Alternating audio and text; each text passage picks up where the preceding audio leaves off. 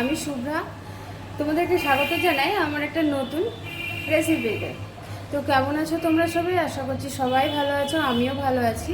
তো আজকে আমার রেসিপি হচ্ছে কাতলা মাছের সর্ষে পোস্ত। সিম্পল একটা রান্না। তো এখানে দেখতে পাচ্ছ আমি কড়াইটা বসিয়ে দিয়েছি, তেলটা আমার গরম হয়ে গেছে। আমি প্রথমে মাছগুলোকে ভেজে নেব, ভেজে নিই। মাছগুলো সব ভাজা হয়ে গেছে, এরপরে আমি দিয়ে দেবো কড়াইতে ফোড়ন।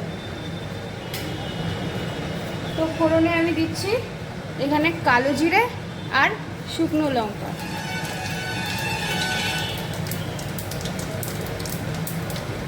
দিয়ে দিলাম হলুদ আর দিয়ে দিচ্ছি পরিমাণ মতন লবণ। নাড়িয়ে ছাড়িয়ে নিয়ে এবারে আমি দিয়ে দিচ্ছি একটু লঙ্কা গুঁড়ো,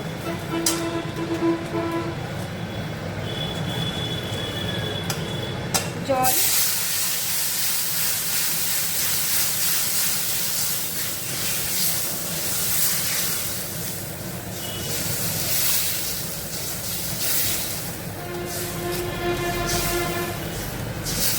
এবার আমি জলটাকে খুব ভালো করে ফুটিয়ে নেব।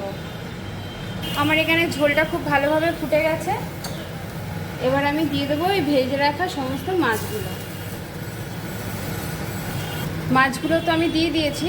এইবার আমি 5 মিনিট ঢাকা দিয়ে খুব ভালো করে ফুটিয়ে নেব।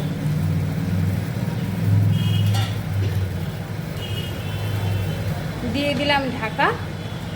এবার মাছটাকে আমি ভীষণ ভালোভাবে ফুটতে দেবো। আমার এখানে মাছটা খুব ভালোভাবে ফুটে গেছে। এবার সর্ষে আর পোস্ত বেটে রাখা জলটা আমি এখানে দিয়ে দিচ্ছি, কারণ আমি জল দিয়ে গুলিয়ে সর্ষে আর পোস্তটাকে ছেঁকে নিয়েছি। আমি এর মধ্যে কোনো রকম সর্ষে বা মানে সর্ষের ছিবড়াটা ইউজ করব না। তো তার জন্য আমি ছিবড়াটাকে সরিয়ে দিয়েছি, ছেঁকে নিয়েছি জলটা।